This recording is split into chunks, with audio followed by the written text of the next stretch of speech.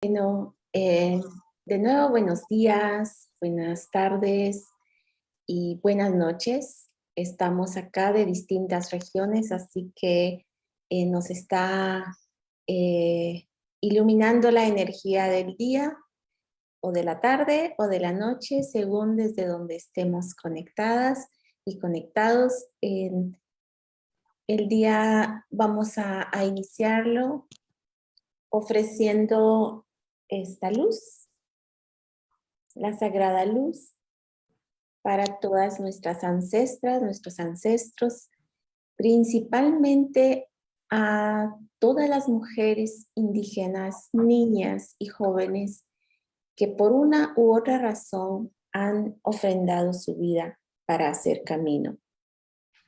Y a ellas invocamos hoy, a ellas ofrecemos esta luz, honramos su camino, honramos su existencia y también honramos la energía de cada una de las personas que está hoy conectada a este encuentro. Nos reúne un sueño, nos reúne un trabajo colectivo, nos reúne una esperanza, la recomendación general para los derechos de las mujeres y de las niñas indígenas del Comité de la CEDAW. Entonces, con esta energía, con esta luz, queremos abrir este espacio de diálogo, de intercambio y de esperanza. Soy Teresa Zapeta, directora ejecutiva de FIMI, y les estoy saludando desde territorio maya de los pueblos milenarios de Guatemala.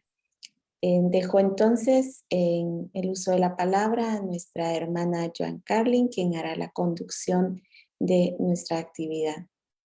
Gracias y buenas energías para cada uno.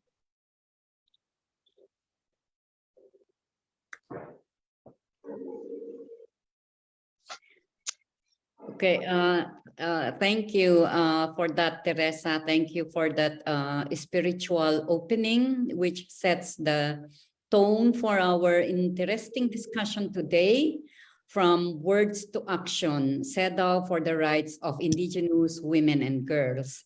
This is particularly referring to the general recommendations of CEDAW, the general recommendations 39, which refers to indigenous women and girls. This event is involves 5 distinguished women leaders who will be sharing to us what we mean by words to action. But before that, we will hear from one of the strong leaders of FIMI, in fact, the chairperson of FIMI, to share to us the journey in the process of the participation of indigenous women from different regions in providing important inputs and also discussions with the CEDAW committee on this general recommendation, or GR number 39. But before we proceed, I just want to mention some house rules. First, again, just for us to be able to understand each other, is the interpretation. So if you are Spanish or English, kindly go to the, or French also, please go to the button of interpreters and click the button of your language. So that's first. And if you wish to be known to this, you can also use the chat box to introduce yourself. And finally, if you have questions, you can use the chat box and or the Q&A or the raise hand, because we want this session to be as interactive as much as possible. You can also share your comments or feedback also in the chat. So because we are in a visual format, that's at least the way we can still be more interactive. So again, like I said, we will have 5 speakers after which it will be followed by a question and answer, and then finally a closing remark. We hope to have enough time for the interaction, not only for question and answer, but also to listen to any comments from the participants. So, so with that, I would like to call on our first speaker, who will be giving the opening remarks, which highlights on the journey and updates on the adoption process of CEDAW General Recommendations number 39. We are very privileged to hear directly from the one that has been very much engaged in this process. She is the FIMI president, Quechua activist from Peru, and she has dedicated more than 30 years of her life to defending indigenous women's human rights. She is the coordinator of the Enlace Continental de Mujeres Indígenas de las Américas, the president of CHERAPAC, as well as the president of FIMI. So I am very much honored to give the floor to Ms. Tarsila Rivera Sea. Tarsila, you have the floor. Thank you very much, my dearest and historic sister. With this, I will talk in Spanish, no? Dear sisters, hermanas queridas de todas partes del mundo, ustedes saben que los esfuerzos de las mujeres indígenas de diversas generaciones se van concretando en los logros que vamos obteniendo en los diferentes escenarios, digamos los espacios locales, los espacios nacionales, regionales y globales. En esta oportunidad compartimos con ustedes la importancia de la articulación y la importancia de trabajar juntas buscando objetivos comunes. Como lo comentó la hermana Joan, el proceso para lo que hoy estamos comentando con orgullo, que es la recomendación general número 39 de la CEDAW, se debe a un proceso empezado seguramente hace más de 40 años por hermanas. Nosotras empezamos nuestro proceso logrando la primera recomendación del Foro Permanente en el 2004, en el que el foro le pedía al Comité CEDAW de incluir y de tomar en cuenta a las mujeres indígenas en sus particularidades. Luego esta recomendación del Foro Permanente del 2004 se repite el 2019. Y entonces, con la presencia y participación de la hermana Gladys Acosta, que actualmente es presidenta de CEDAW,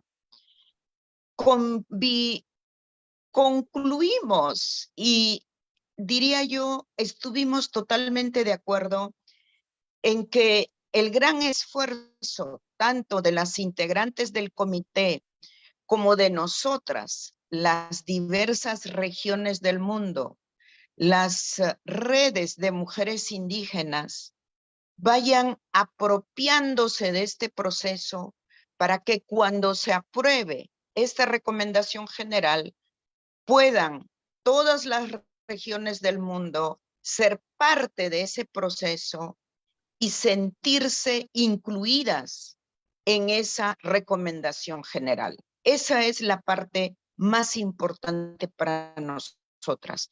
Es una recomendación general en la que hemos participado activamente de lo local a lo global. Luego podríamos decir, ¿por qué es tan importante esta recomendación general?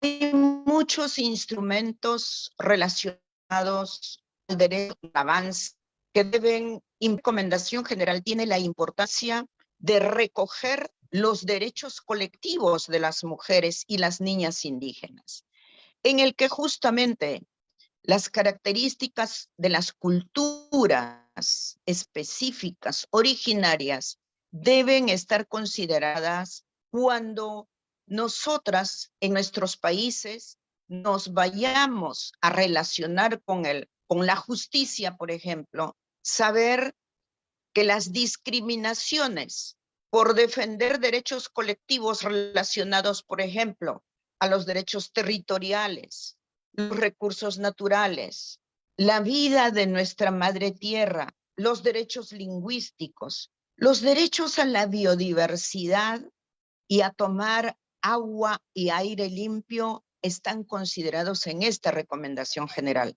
Y desde las niñas, ¿no? Desde las niñas, porque tienen el derecho de crecer con dignidad en educación intercultural que valore y considere las expresiones culturales que ellas tienen desde el hogar y por lo tanto las escuelas públicas las deben incluir y las deben respetar y no ser objeto de discriminación o racismo por las características específicas que tenemos. Entonces, es tan importante, queridas hermanas y hermanos, que juntas y juntos celebremos cuando en esta sesión de octubre el comité apruebe esta recomendación general, quedando el gran desafío tanto para nosotras como para los estados, su implementación en el escenario doméstico, o sea, en nuestros países. Por eso, con la aprobación de la recomendación general, habríamos logrado un hito, pero tenemos que seguir atentas y atentos para que la implementación en nuestros países se haga realidad y ya las defensoras de los derechos colectivos que actualmente son criminalizadas sean consideradas sujetas de derecho y no sujetas de persecuciones. Con esto, mi querida Joan, te devuelvo el micrófono, así que preparémonos para celebrar la aprobación de esta recomendación general, sabiendo que en el comité tenemos integrantes muy sensibilizadas con esta lucha y con la justicia que las mujeres indígenas del mundo estamos esperando, desde las 7 regiones geoculturales. No solo es una región, favorecerá a niñas, jóvenes y mujeres de todas partes del mundo. Muchas gracias y un gran abrazo y preparémonos para la celebración, enfrentando el desafío de su implementación.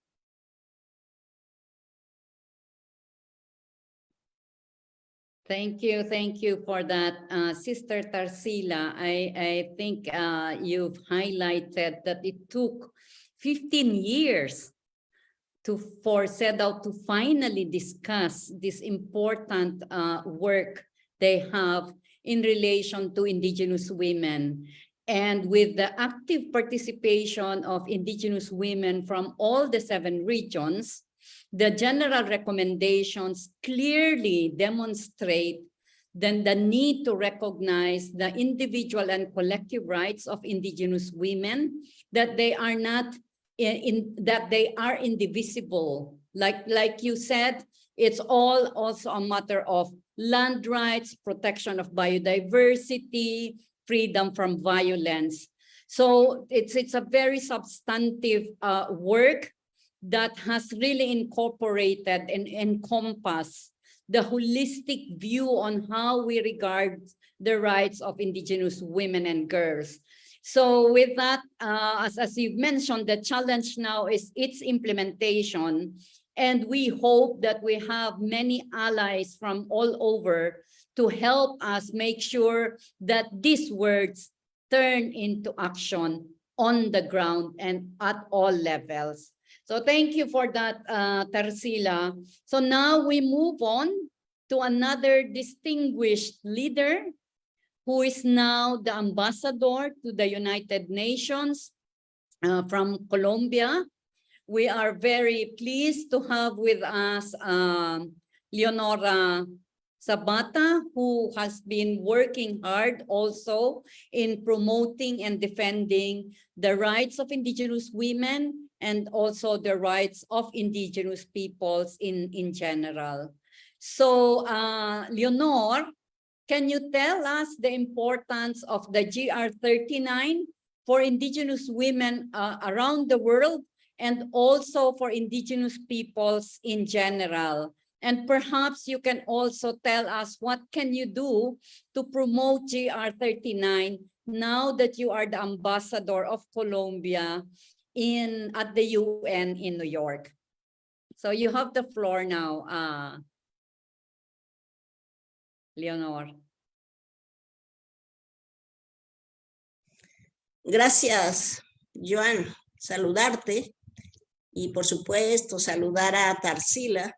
Muy emocionante su discurso, muy interesante el proceso que se ha llevado con el tema de las mujeres. Saludar también a Teresa por todo lo que nos hace recordar de espiritualidad, a Sonia Gutiérrez, a Lucy Mullen-Key, si está por allí. Y bueno, sí, les quería comentar que es muy importante lo que Tarsila nos ha dicho. Y lo que buscamos es implementación de derechos.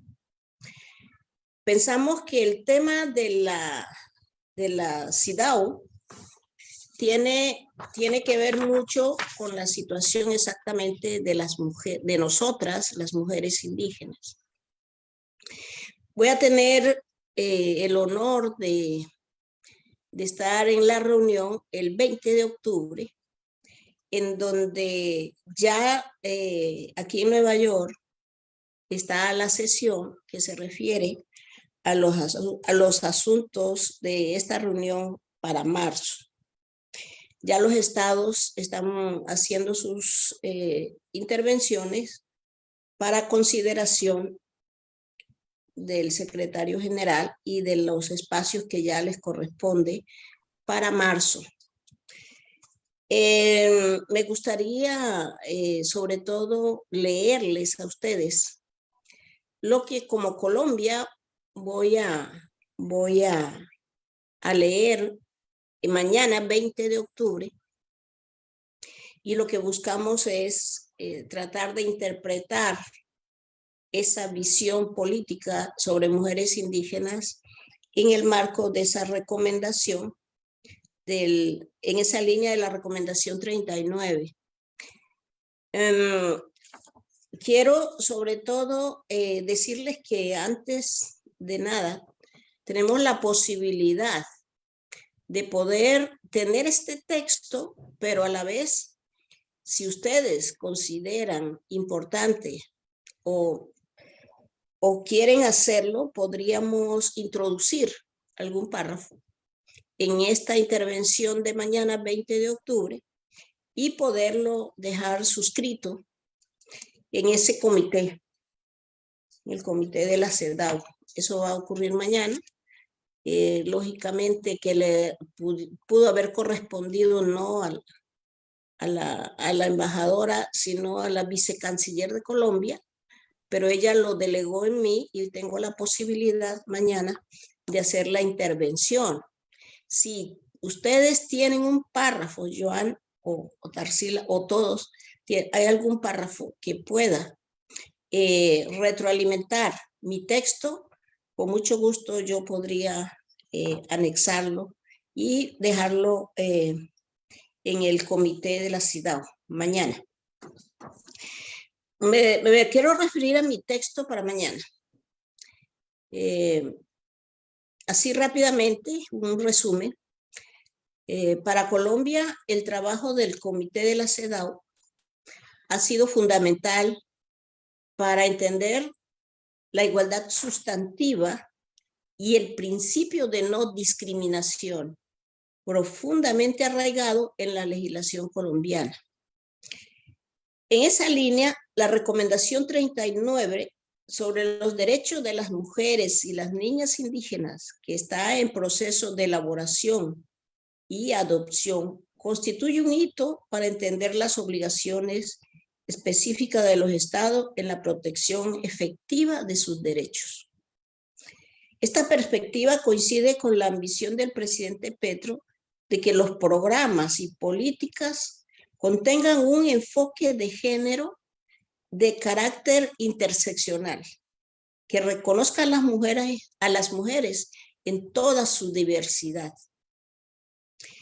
La recomendación, muy alineada con las recientes discusiones de la Comisión Jurídica y Social de la Mujer en Nueva York, es clara en identificar y abordar las diferentes formas de discriminación interseccional y violencia de género a las que nos enfrentamos las mujeres y las niñas indígenas por nuestro sexo, nuestro género, nuestro origen o identidad indígena, fenotipo, edad, discapacidad, idioma, situación de pobreza o nivel de educación, entre otros. Una de las causas fundamentales de esa discriminación es el desconocimiento de nuestro derecho a la libre determinación.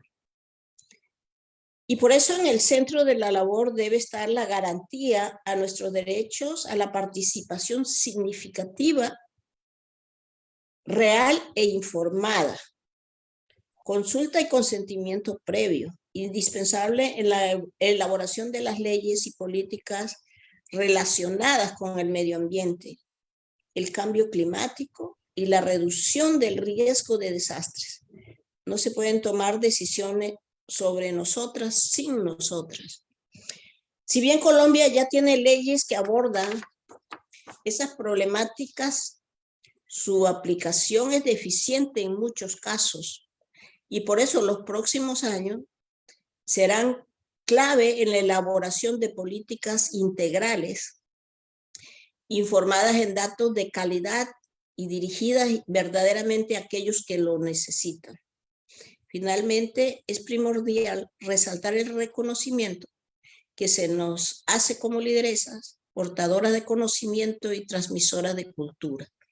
Somos agentes transformadoras que merecemos ser escuchadas. En esa lucha, el trabajo de las organizaciones de mujeres que impulsaron la elaboración de la recomendación 39 debe ser destacada. Son mujeres como yo, conectadas con la tierra y con las necesidades de nuestros pueblos, las que han hecho posible este avance. Continuaremos velando para que su aplicación sea una realidad. Es lo que tenemos en este momento para mañana en el comité de la CIDAW, ese comité de trabajo.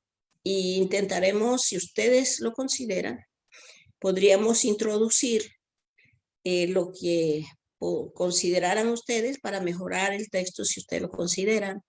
Pensamos que el tema, yo por estrategia política he buscado que cada intervención que yo tenga un mensaje de una cultura indígena.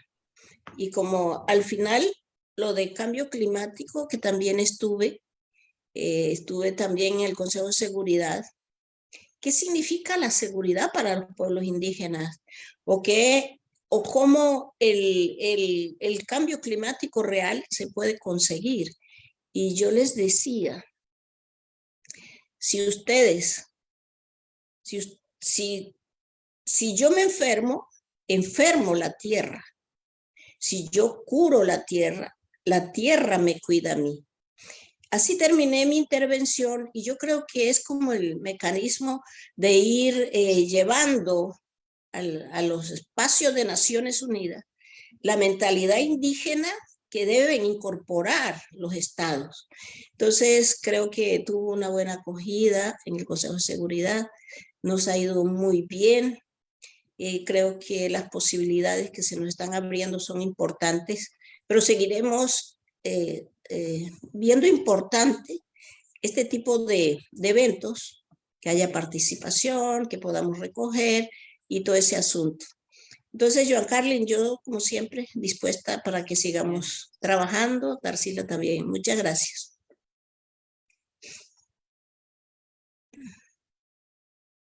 Okay, thank you so much for that, Leonor, and thanks for highlighting the reciprocal relations of Indigenous women to nature, that the health of nature reflects also on the health of the people. And that's very, very significant now with the global crisis on climate change. But the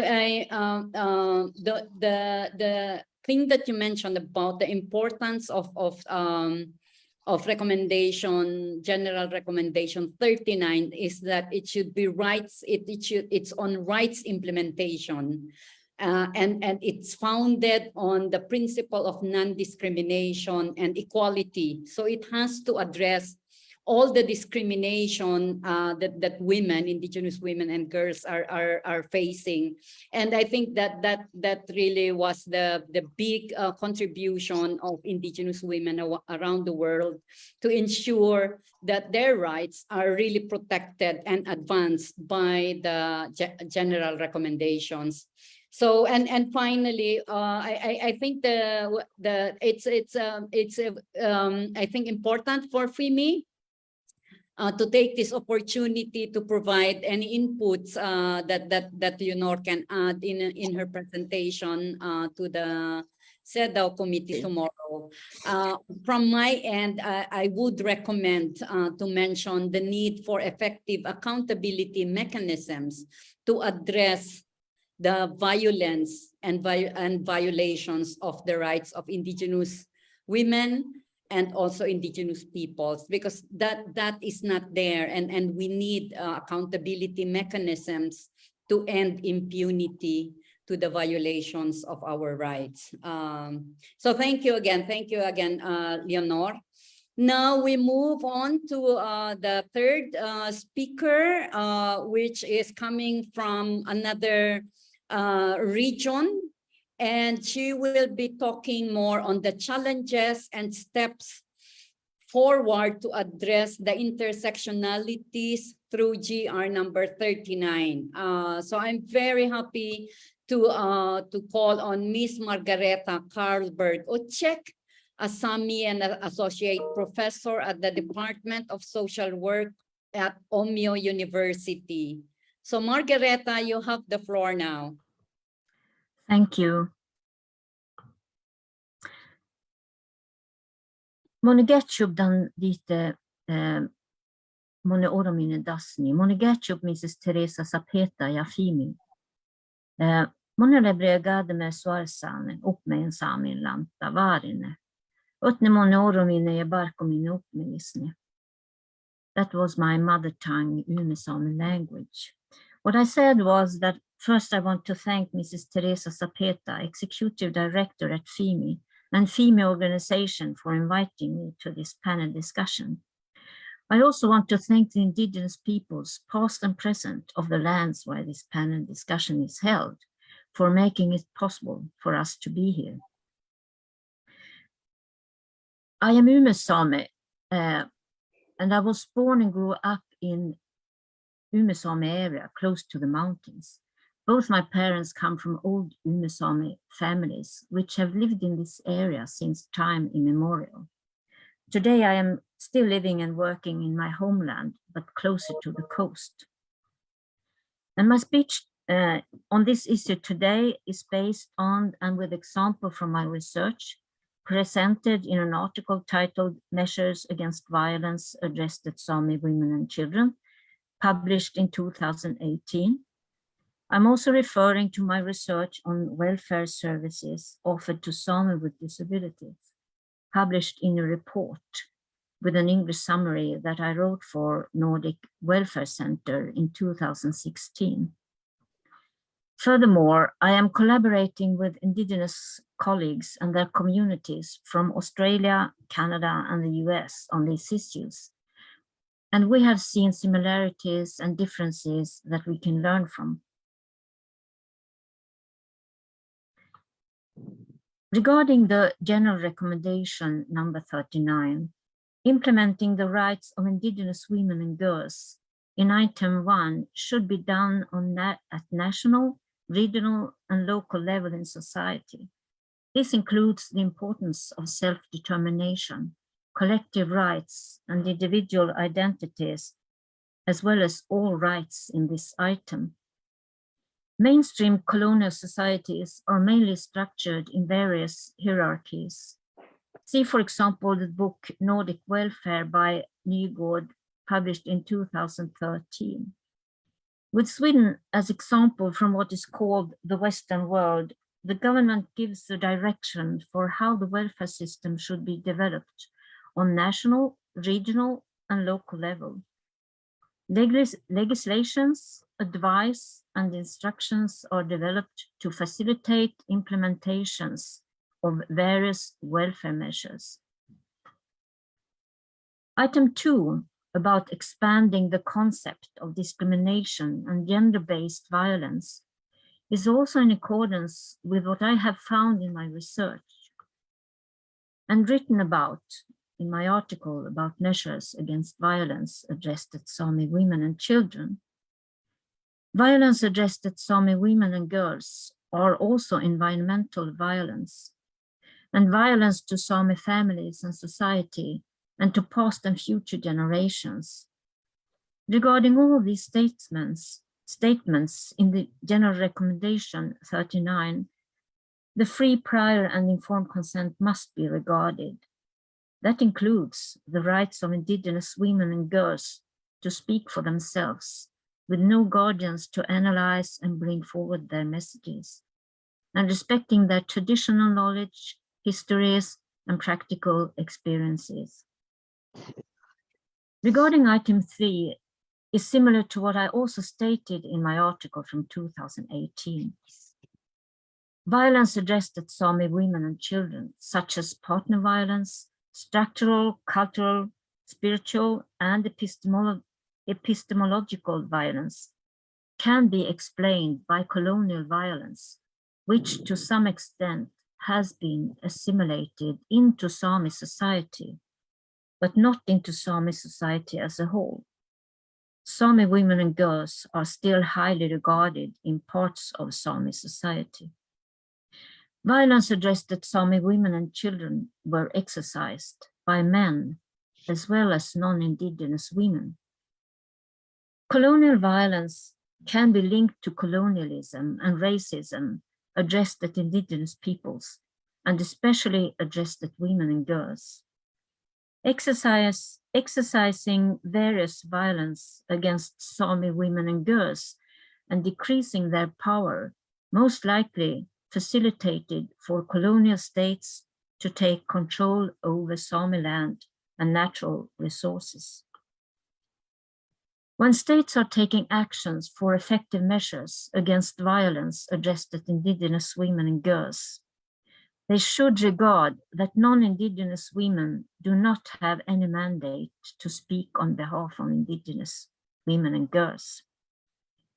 Such measures include safe livelihoods, relevant healthcare and social services, education and politics, and influence and participation on equal terms in decisions that concern them on national, regional, as well as local level in society. However, intersectional perspectives may not be the guidance in such actions for effective measures, since such perspectives are not necessarily respecting the rights of Indigenous women and girls.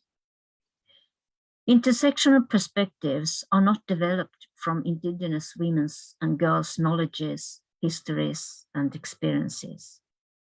Instead, intersectional perspectives are usually in the context of gender and feminist epistemologies developed by female non-Indigenous perspectives with their colonial history and their experiences. Intersectional perspectives, in turn, are in the context of science from which methodologies are developed in various states globally. For example, in their development of measures for their societies, respectively, regarding legislations, healthcare, social services, and education. Indigenous scholar Dr. Aileen Morton Robinson has in her book, Talking Up to the White Woman, Indigenous Women and Feminism from 2000, problematized and given several examples regarding lack of self-reflection on their own power position among non-Indigenous feminist scholars, including those who have written from intersectional perspectives, stating that they were regarding Indigenous women's and girls' situations. Thus, I consider it as necessary that actions for implementations of the CEDAW General Recommendation 39 are based on Indigenous women's and girls' knowledges, histories, and experiences, and their participation and influence on equal terms in these implementations on national, regional, as well as on local level in societies. Indigenous women and girls' voices, individually as well as collectively, must be respected on equal terms in that regard as other participants. A challenge in such implementation efforts which could arise is that tendencies in mainstream colonial societies to discredit Indigenous women's and girls' knowledges which have been experienced today could remain. So that's what I wanted to say. Thank you. Yes, thank you, Margareta. That's been very, very rich as you have really presented the different dimensions of violence against women, including colonial violence as they are experienced even up to this day.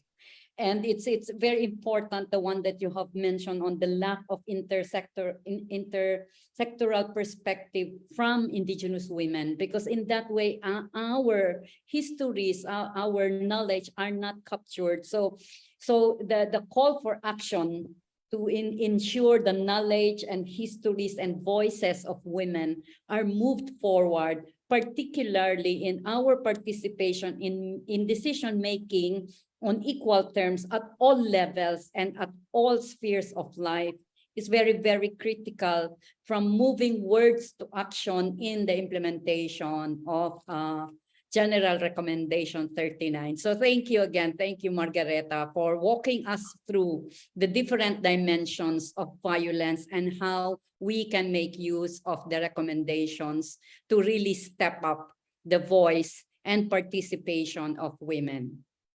So now, thank you. We move to another region, and our next speaker will talk about how the General Recommendation 39 is vital in strengthening the advocacy work of Indigenous women.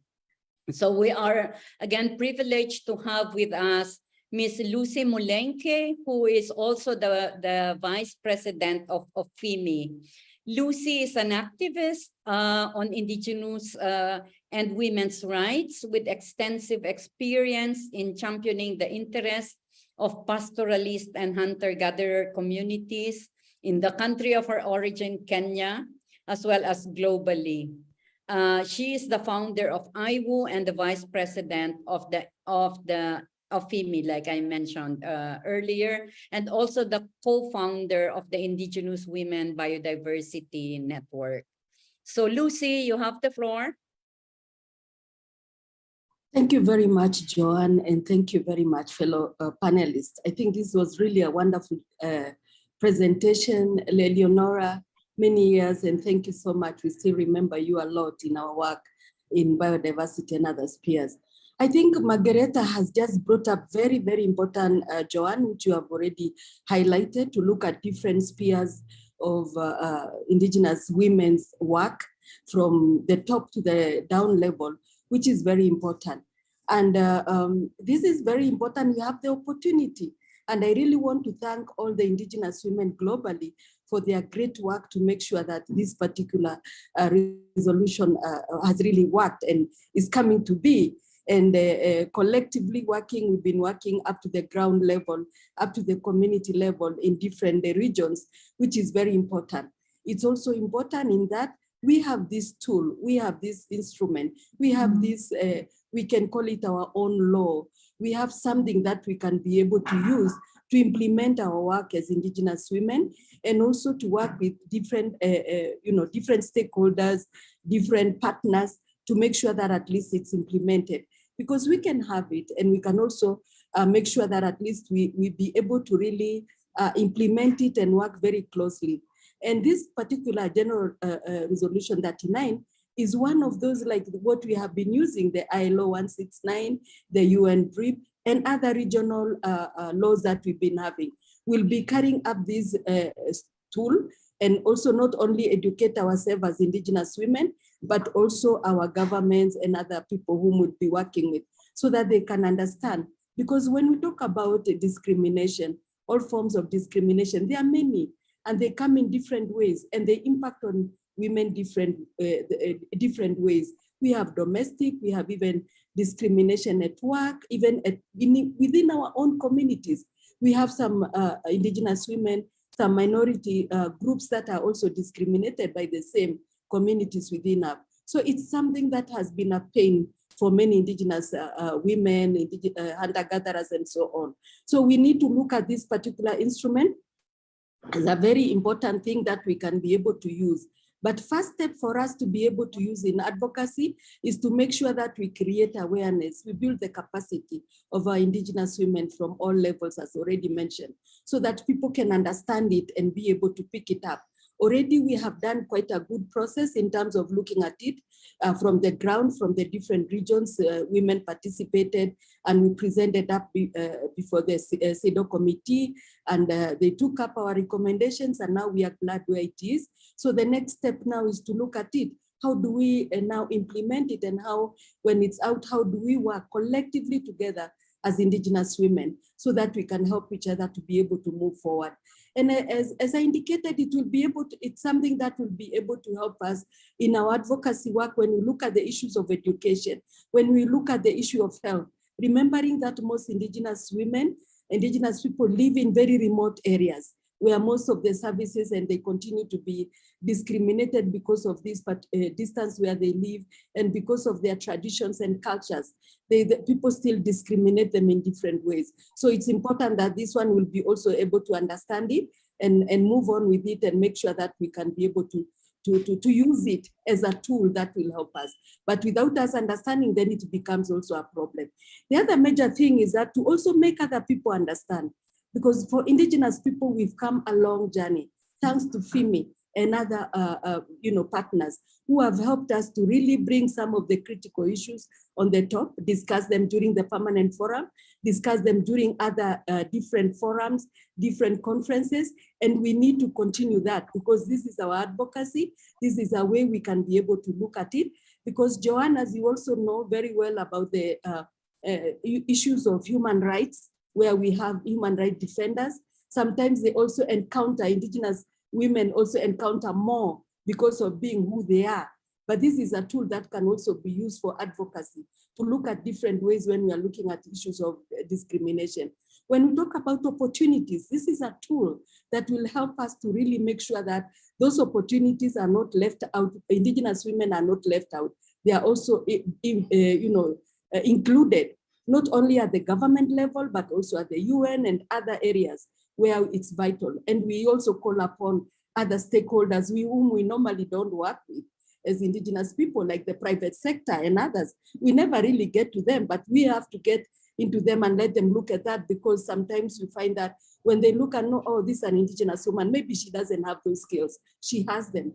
And we have our skills, we have our knowledge, and we need really to make sure that this particular one is going to help us move forward and be able to help us to see that as Indigenous women, we are moving another step. And really want to thank the CEDAW committee, all the people that helped us to really make it a success. We'll always remember, and we'll work together globally from Asia, Latin America, Europe, as Margareta comes from the Sami people, and she has clearly, tabulated it very clearly and told us how these issues of discrimination impacts us. We are happy at the same time to see that we really have indigenous leaders who are already somewhere, and they are on top there, and they can help us to make sure that we use this tool very strongly for advocacy. And indeed, we are going to have it as part of us all the time, to use it and to also make sure that our indigenous people at all levels can be able to use that. So I just want to call all of us to look at this tool as something that is very vital in terms of helping us, advocate for our work and to try as much as possible to eliminate discrimination among indigenous people globally. Thank you very much. Okay, thanks, Lucy, and particularly for emphasizing the need to do awareness raising on the general recommendations as the first step. And that the awareness raising is not only for indigenous women and girls, but also to the general public, to the sectors, to all the decision makers, that they need to be aware of this. And that it is an important tool for indigenous women and girls and the indigenous movement to advance our advocacy on the respect and recognition of our rights against also all forms of discrimination, which is, as also mentioned by other speakers, which is at the core of the disproportionate marginalization of indigenous women. And so what you have mentioned, that we need to look into also the education and health condition as critical element of our advocacy, because indigenous women are indeed disproportionately left behind in terms of education and health, and also in economic terms. So putting women, as you said, that women should not be left out now that we have a tool to advance our rights with the GR 39 from CEDAW. So thank you for that, Lucy. And finally, we have our, not the list of our speakers, but we are very privileged to also have an indigenous woman lawyer with us from Guatemala. She is also an indigenous human rights activist and a politician. And she has been a member of Congress since January 2020. And she has been the Secretary General of the WINAC since 2017 from Guatemala. So we are also, again, very, very privileged to have with us Ms. Sonia Gutierrez, who will be presenting on the strategies for effective implementation of GR 39. So, Sonia, you have the floor.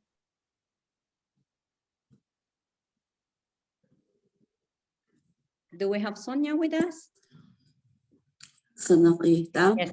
Yes. Awata, Hatontera. Muy buenos días, buenas tardes, buenas noches.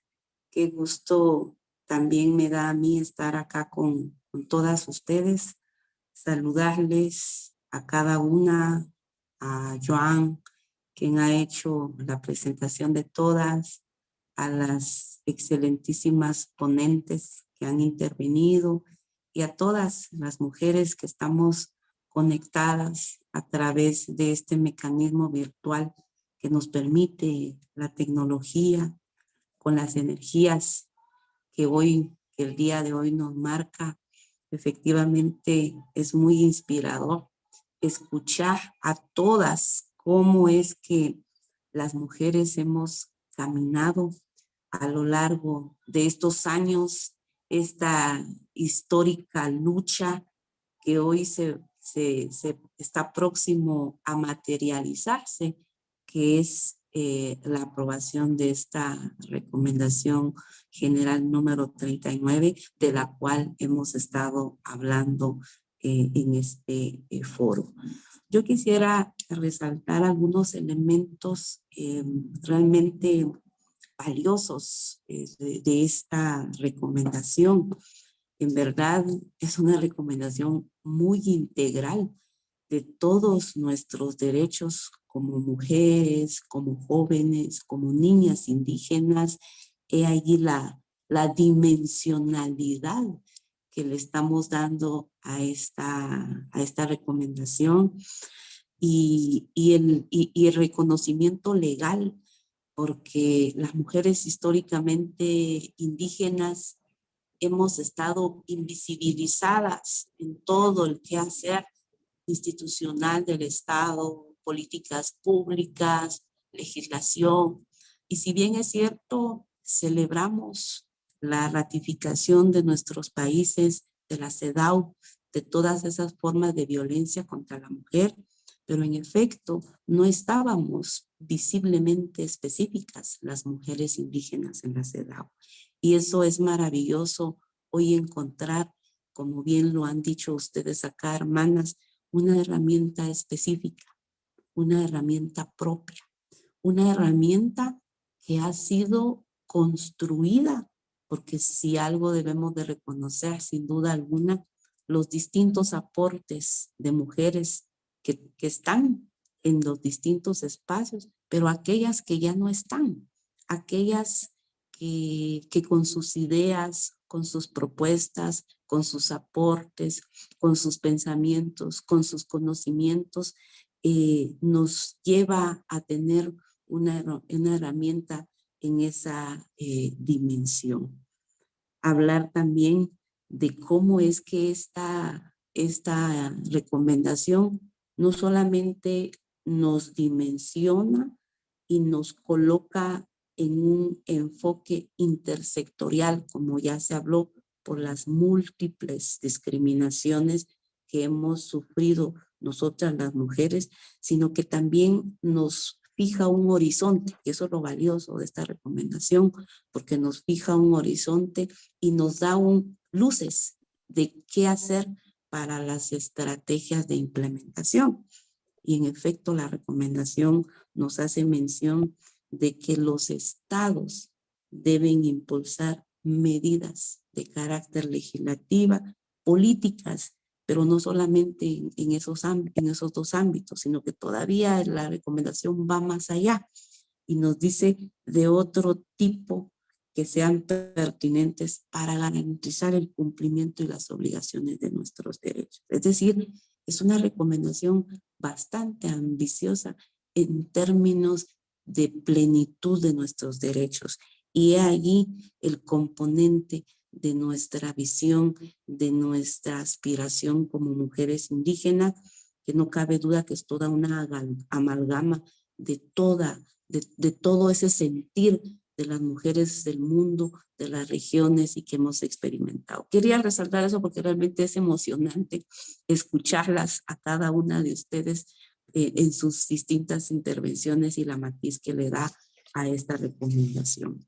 Y bueno, por otro lado, también es importante decir que han habido avances importantes en nuestros países acerca del avance de los derechos de las mujeres. En el caso particular de Guatemala, nosotros tenemos algunos esfuerzos que debemos de reconocer que ha sido gracias al trabajo de las organizaciones de sociedad civil, de las organizaciones de mujeres indígenas, quienes se han apropiado a estas herramientas legales y que han logrado tener de cierta manera institucionalidad, políticas públicas, legislación, pero aún, como bien dice la Recomendación General 39, es insuficiente para todo lo que las mujeres seguimos enfrentando, las mujeres indígenas. Entonces, creo que en Guatemala, desde mi país, eso es de mérito reconocer el trabajo de esas mujeres. Contamos con una Defensoría de la Mujer Indígena, contamos que en su momento la agenda articulada de mujeres indígenas quizás no se ha logrado todavía convertir en una política pública nacional, pero ya hay un trabajo avanzado por las mujeres. Hay cierta legislación muy mínima, pero en ese caminar es que nos encontramos. Recientemente se ha aprobado una ley de comadronas, donde finalmente se reconoce a las abuelas comadronas que en su mayoría son indígenas, Hace poco también presentamos una propuesta de ley para ese reconocimiento a las mujeres indígenas. Entonces creo que es valioso también resaltar nuestros distintos esfuerzos históricos en nuestros países, que estoy segura que los tenemos. Y ahora sí, enfocarme un poquito a esas estrategias de implementación. Si bien ha sido una lucha histórica de las mujeres y lo que hoy tenemos es esa propuesta que también, como dice Tarsila, me sumo a que vamos a celebrar la aprobación de esa recomendación muy pronto, esos 40 años que ustedes hacen mención. Creo que hoy es un paso, es un hito histórico, como ustedes lo han dicho. Entonces, la primera estrategia en cuanto a la aprobación, que estamos seguras que lo van a hacer el Comité CEDAW, primero es tomar en consideración que este es un bastión. Se va a convertir o va a ser, se constituye en esa herramienta principal, específica, en el impulso de nuestros derechos humanos como mujeres indígenas y niñas. En este siglo XXI en el cual nos encontramos, es histórico contar con una herramienta específica de carácter global, donde va a tomar en consideración a todas nuestras regiones, a nuestros países, a todas las mujeres indígenas del mundo y de la región. Entonces, ese es un primer elemento importantísimo que se constituye este instrumento nuestro. Pero lo otro es que necesitamos también apropiarnos las mujeres, las organizaciones, la ciudadanía en general, de la importancia de contar con esa herramienta propia construida desde las mujeres, porque si algo estoy segura es que fue construida desde el aporte de las distintas mujeres que han estado en estos distintos espacios. Luego, pues también algo fundamental que tendremos que trabajar y no es extraño para las mujeres es la mayor articulación, la mayor compenetración de las diferentes actorías de mujeres que estamos comprometidas en la lucha y en la defensa por nuestros derechos humanos. El cohesionar a todas las mujeres de las regiones para un plan de acción que nos permita efectivamente implementar en un periodo las acciones, que creo que eso va a ser fundamental a partir de que se logre aprobar esta recomendación general número 39. Y lo otro es que esta recomendación nos da un aliento, nos fortalece nuestro trabajo a todas las mujeres que estamos en los distintos espacios hablando por nuestros derechos, exigiendo a los estados el cumplimiento de estos derechos, porque aún sin la recomendación hemos hecho un trabajo maravilloso las mujeres en la exigibilidad, en el reconocimiento, en la protección, en la difusión, en la sensibilización de nuestros derechos. Y entonces el contar con esta recomendación nos da un impulso, nos inspira y eso fortalece nuestro trabajo, porque de cierta manera, y muchas de ustedes acá hemos sufrido precisamente ese rechazo, esa ignorancia, esa invisibilización cuando hemos hablado de derechos de mujeres, pero el contar hoy con una recomendación de esta naturaleza pues nos inspira para seguir avanzando y para seguir empujando los derechos humanos. Nos da una fuerza a todas nosotras y esa es la alegría que vamos a celebrar cuando se apruebe esta recomendación. Así que son algunas ideas que quería dejar y encantada de escucharlas a todas. Gracias.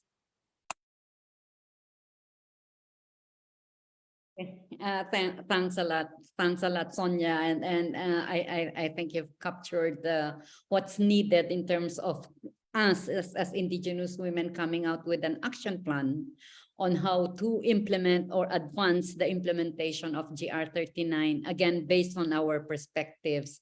Because as you said, it's always important that this is based on our perspective as Indigenous women. But I think the other one that you have mentioned, which is really important, is that GR 39 is comprehensive in addressing both the individual and collective rights of women, but it also provides legal recognition of Indigenous women, because CEDAW is general for women, right?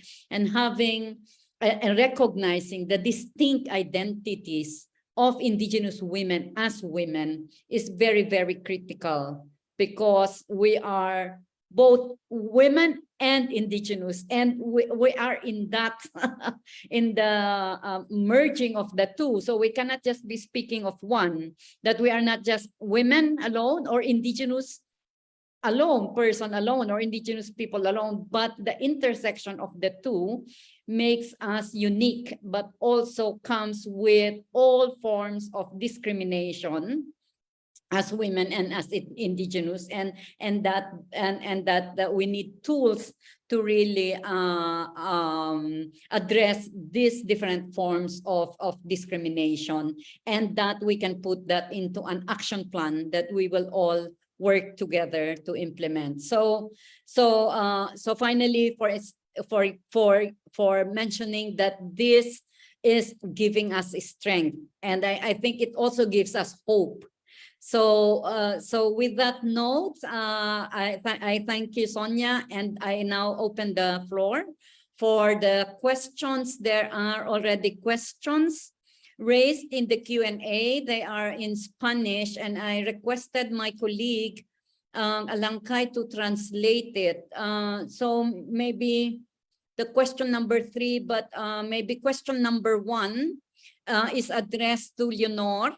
So I will be reading out the questions and then give it to the specific speakers for their quick response, but just so that all the others can also prepare their brief response. So the first question for Ambassador Leonor Zapata: does the National Commission of Indigenous Women have its own budget for its activities? Does it have its own offices, and where can you find your results of the activities carried out since 2020? So that's for you, Leonor. I'll read out the questions before I give the floor so that the others can also prepare. Question number 2, I think this is a general question. Although these recommendations are being made to CEDAW for our rights as Indigenous women, but how do we socialize it? Since the information does not reach the community, a workshop is not enough to appropriate the information. So any of our speakers can respond to this question. And then question number 3, cordial greetings from Guajira Peninsula, Venezuela. What strategies does CEDAW propose to make the voice of Indigenous women who live in areas of difficult geographic access, whose fundamental rights are violated, and who are victims of multiple forms of discrimination and exploitation heard? These women are unaware of the progress made in terms of the rights of Indigenous women and girls. So the one asking the question is from the Wayu Nation. So, okay, Leonor, a quick response to the question on the National Commission on Indigenous Women. Leonor. Sí, gracias. Gracias, Joan. A ver, la pregunta que se me ha hecho tiene un carácter nacional en Colombia. Estoy convencida que los procesos nos van lentamente, van con un enfoque quizás para todo el país, pero que aún no se ha llegado a todos los rincones de los pueblos indígenas.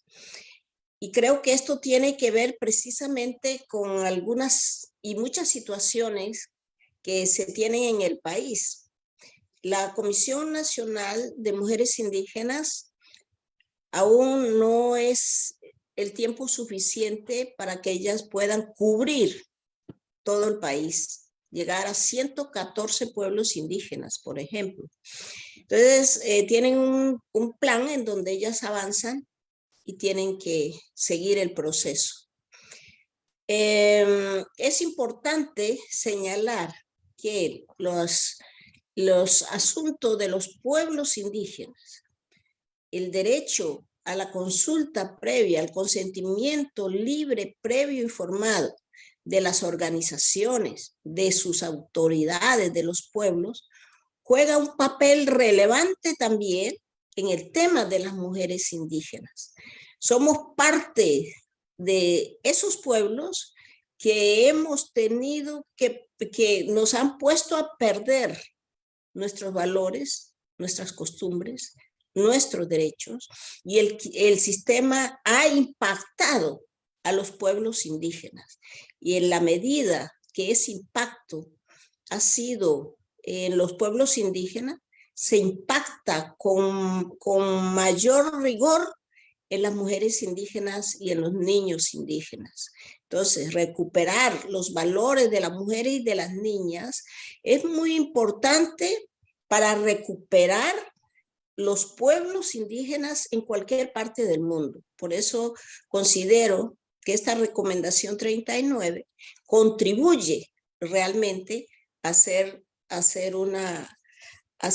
de la resistencia de los pueblos pasar a una permanencia en la humanidad. Por eso creo que es una pregunta donde tendrá que avanzar mejor. Pero es muy reciente la Comisión Nacional de Mujeres Indígenas. Muchas gracias.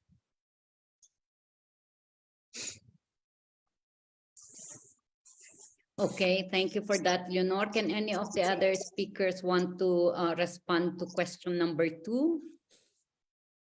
How do we socialize and share information, especially at the grassroots level? Lucy, I see your hand raised. Yes, I have raised my hand because I think one of the areas which is very crucial, we can also use social media, which is all over the globe these days, and with the young people being there, they can use also to educate themselves among themselves. And for the community, we can actually use radio because we have so many FM radios, local radios in different parts of the world, in Latin America, Asia, and Africa, where we have it being used in vernaculars. As ambassadors and as people who are already working within the community, we can use this opportunity, a very vital opportunity, to make sure that every time we're in the community training any other kind of work, we bring up the issue of the resolution, because we work with women all over. I think this is a very good opportunity to do that. And we can use the young people who are already staying in the villages doing, not really doing a lot of work, but all the same, the work they are doing is very crucial for them to know. And we should not leave anyone out, not only the women, but even the young girls who are there, because it impacts in them. The young men, they should know about this particular resolution also. And we start from school and continue upwards. So we have opportunities, and we can use our social media, our radio, our television. I think there is also the podcast where you can be able to record in advance also and use it, listening classes and listening groups of women and different people whom the things that we use at the village level and at the community level. So we have this opportunity, and I'm very positive it can work. Thank you. Okay, anyone who wants else to respond to question number 2, or we move to question number 3? What I can add in terms of the question number 2 is also to translate the GR recommendations in different languages that indigenous peoples can understand, because that's the way we can reach out to the grassroots as well, by also using social media that is accessible for some communities. Teresa, you also want to say something? Teresa? Gracias, Lucía, por la pregunta y por...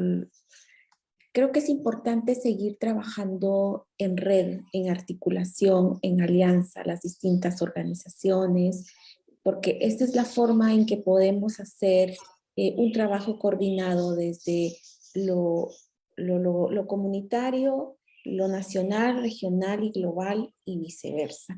Entonces reforzar esta necesidad de seguir en alianza y de utilizar nuestros distintos idiomas locales para los materiales. Esto quería agregar y que FIMI sigue comprometida en este proceso de divulgación, socialización y de utilización de esta recomendación una vez la tengamos aprobada. Gracias.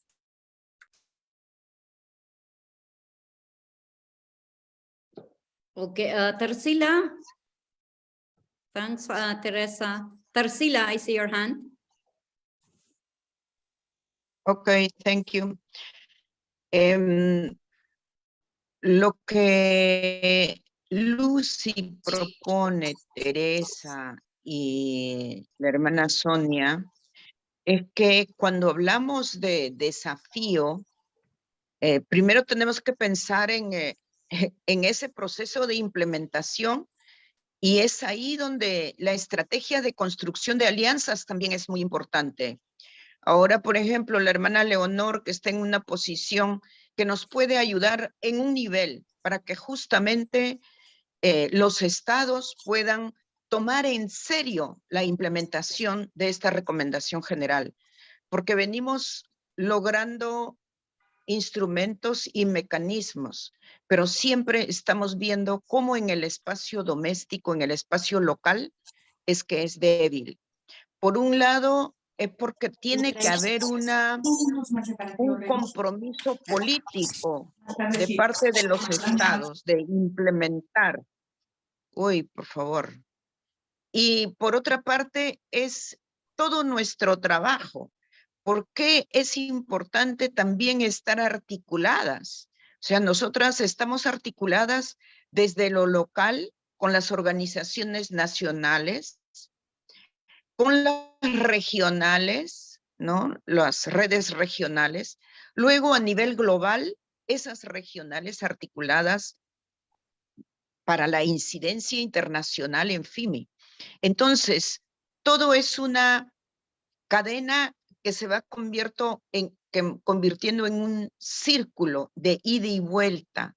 Y por eso, hermanas, hermanos, es tan importante que los medios de comunicación a nivel local, para que nuestra gente se entere que existe esta recomendación general, deben ser apropiados.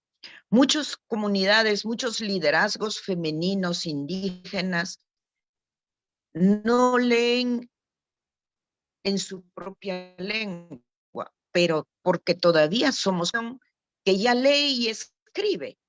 Entonces, es todo un trabajo en el que la alianza, el diálogo y la articulación para responder apropiadamente a su implementación, y lo que la hermana Sonia también dice, la apropiación y el fortalecimiento en la conciencia de derechos amparadas por una recomendación general es lo más importante que está pasándonos en estos tiempos. Así que siempre hay que ponerle mucha fuerza, mucha buena voluntad, construir alianzas, articularnos, y creo que cada cual es importante desde donde está, porque puede aportar, puede abrir puertas, puede, aunque sea solo mencionándolo, ya es bastante. Así que mis felicitaciones plenas, hermana Leonor. La vamos a necesitar muy seguido por ahí, así que estamos, los que estamos comprometidos principalmente con los derechos humanos de los pueblos y mujeres y niñas indígenas.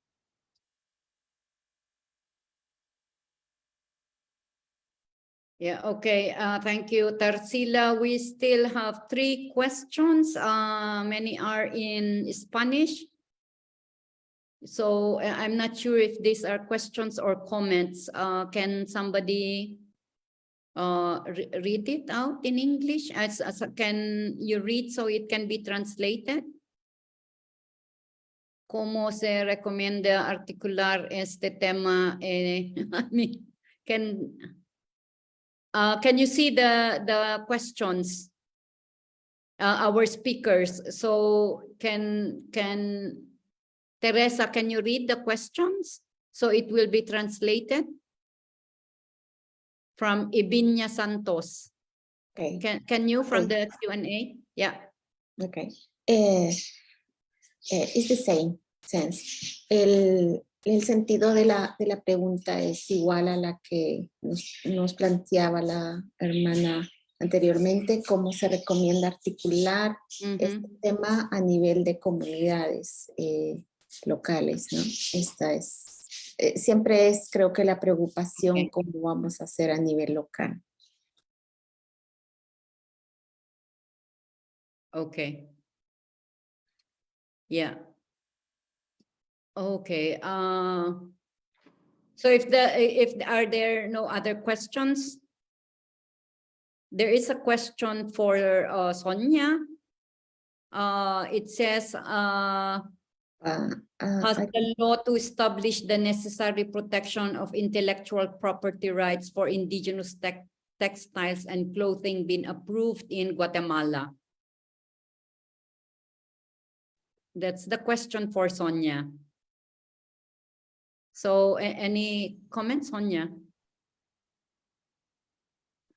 Sonia, you have the floor to quickly respond to the question on the textile Claro, muy the bien. property rights, yeah.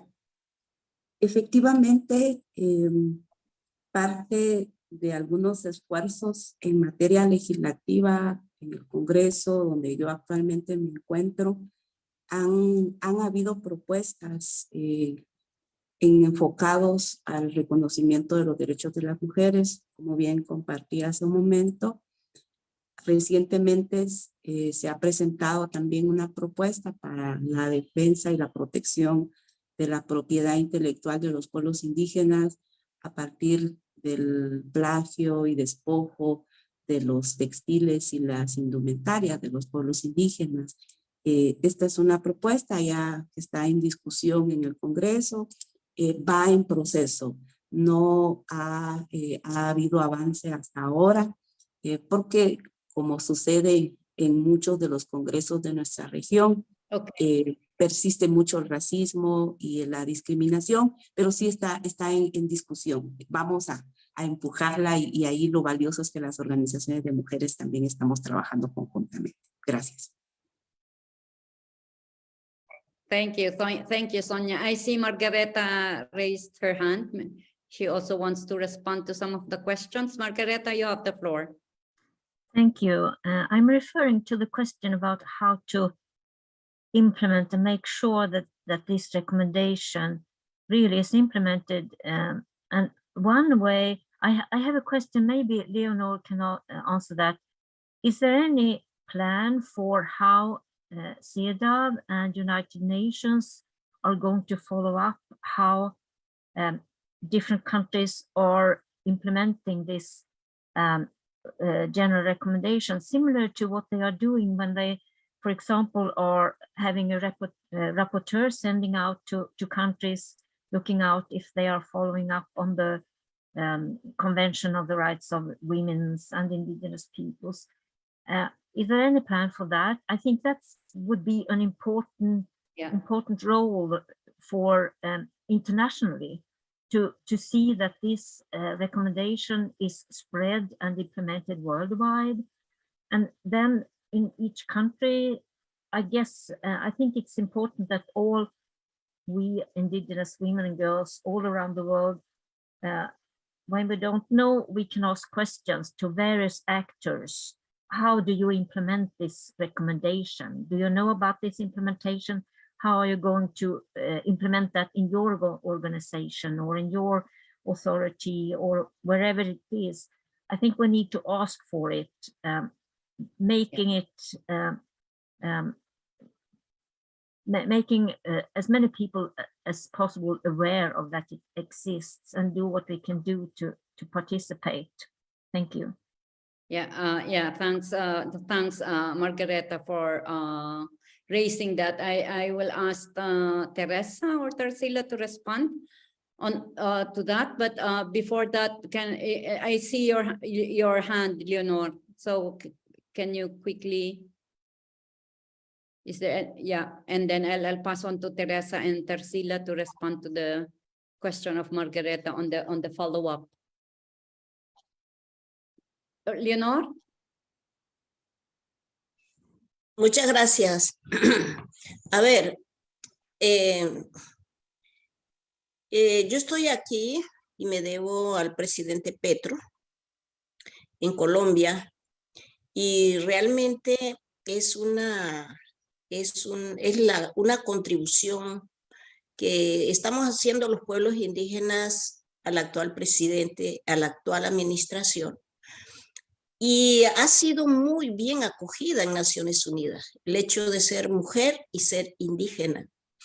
Les quiero anunciar que tengo el ofrecimiento de una reunión con la delegada del secretario general sobre mujeres y niños del ECOSOC muy próximamente.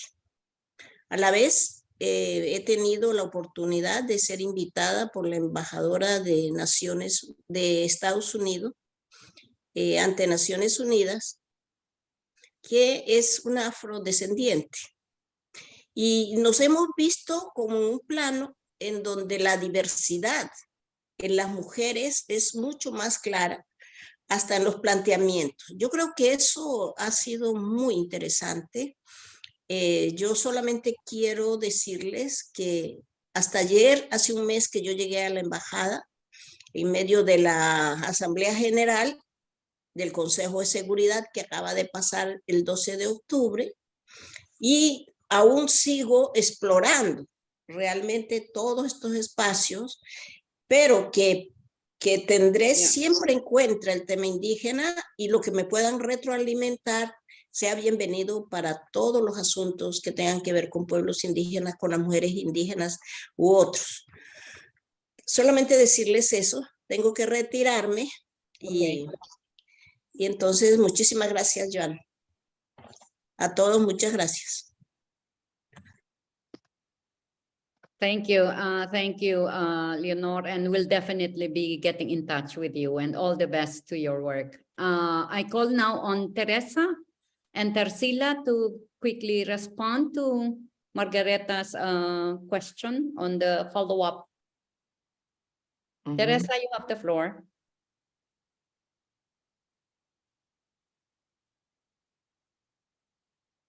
Ok, Tarsila, ¿desea empezar? Bueno, lo completo. Con el micrófono abierto. No, lo completo, hable usted. Bien, en relación a las estrategias de seguimiento, desde FIMI nosotras trabajamos directamente con las redes regionales. Entonces, toda la estrategia de seguimiento lo estaremos coordinando con las redes, y sobre todo continuaremos haciendo las alianzas con los diferentes entes o mecanismos que sean necesarios, por ejemplo, con la CSW, que se reúne cada año. Es un espacio también importante, el Foro Permanente de Pueblos Indígenas. O sea, tenemos un trabajo importante que seguir haciendo a nivel de organismos internacionales, a nivel de la academia, con las distintas instancias con quienes coordinamos, pero principalmente con las redes regionales y las organizaciones. FIMI tiene varios programas de trabajo, y desde estos programas nosotras estaremos impulsando el seguimiento. Como lo dijo Lucy, la recomendación general, una vez aprobada, se convierte como en nuestra ley, nuestra constitución global como mujeres indígenas, y el llamado es que todas lo implementemos desde los espacios que estemos y seguir haciendo alianzas con todas las regiones. Es lo primero que puedo comentar. Yeah. Okay. Do you want to add anything, Tarsila? Yes, please. Okay, go ahead. Dear Margaret, la primera cosa que tenemos que hacer las indígenas que estamos enteradas de este proceso es saber si nuestros países son signatarios de la Convención CEDAW. Eso es lo primero. Por ejemplo, en mi región, en las Américas, Estados Unidos no es signatario. Y Estados Unidos, las mujeres indígenas de Estados Unidos tienen el compromiso de hacer que el Estado lo adopte. Entonces, ahí va primero, saber si nuestros estados son signatarios. Si no lo son, tenemos que hacer que sean signatarios para que respeten esa recomendación general. Lo segundo que también nos ha comentado Teresa es que las redes regionales tenemos la responsabilidad de hacer que esta recomendación general vaya bajando a los países y vaya bajando de los países a las comunidades. Y cada red regional tiene la responsabilidad de difundir en forma apropiada en sus regiones. Por el tema del idioma, acceso, hay que facilitar información accesible de acuerdo a la naturaleza de cada pueblo y de cada lengua y de cada país. Porque el FIMI, como también lo explicó Teresa, es un mecanismo global y articula con las redes regionales. Por supuesto que tendremos que hacer un plan global en el que debe haber debe verse reflejado qué es lo que se va a hacer a nivel regional con las redes regionales y qué es lo que se deberá hacer esas redes regionales en sus propias países o regiones. O sea, es un trabajo muy grande, complejo, para el que se va a necesitar mucho apoyo político, pero también económico y técnico. Así vamos, ¿no? O sea, es un camino que estamos empezando y todas tenemos que poner el hombro, como se dice.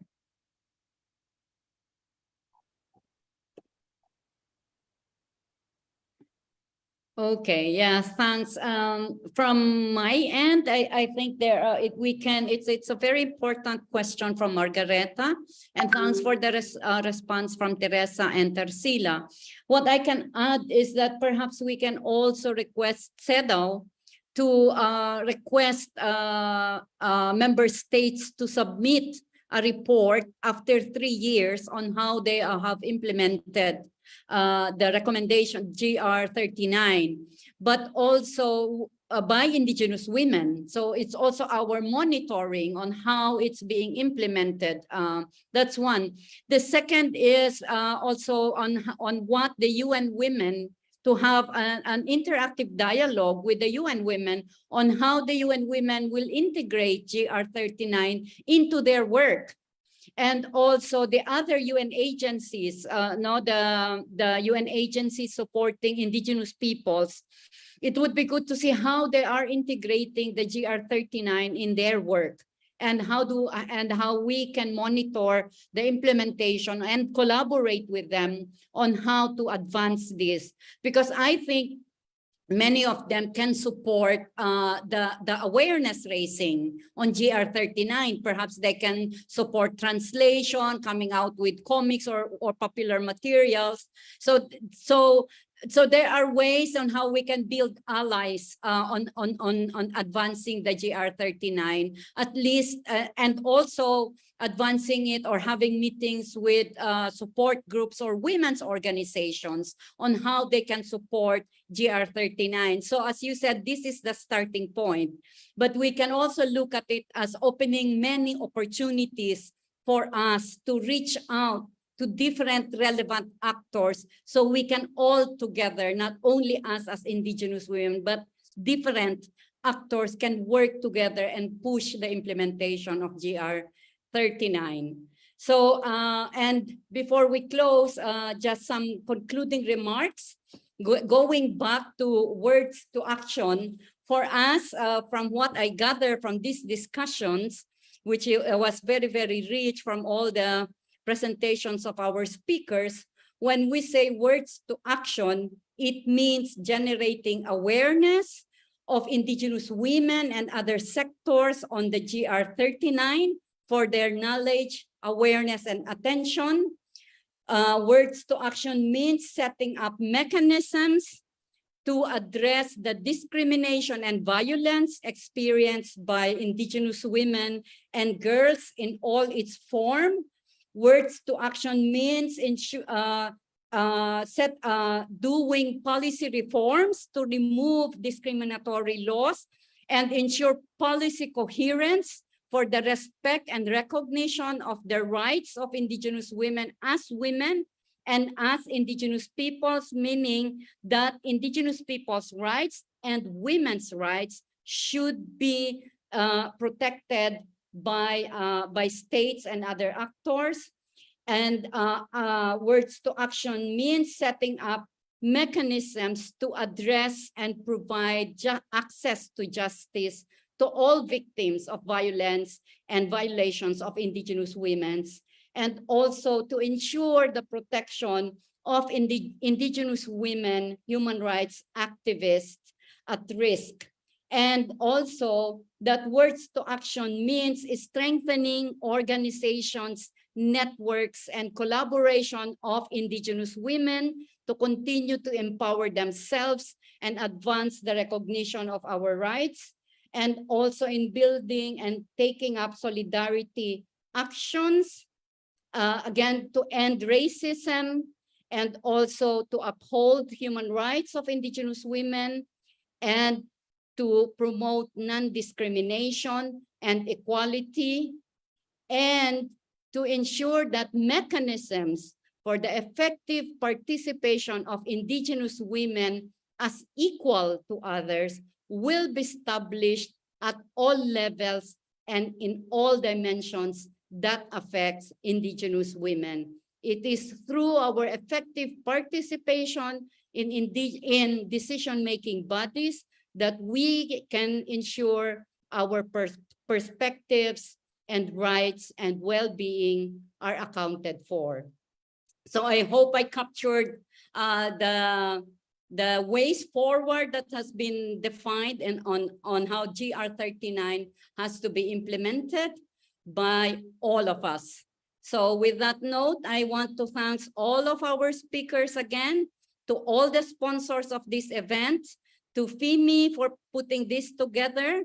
And also, I just wish to also express that my organization, the Indigenous Peoples' Rights International, will definitely be working closely with FEME and Indigenous women's organizations to advance the implementation of GR39.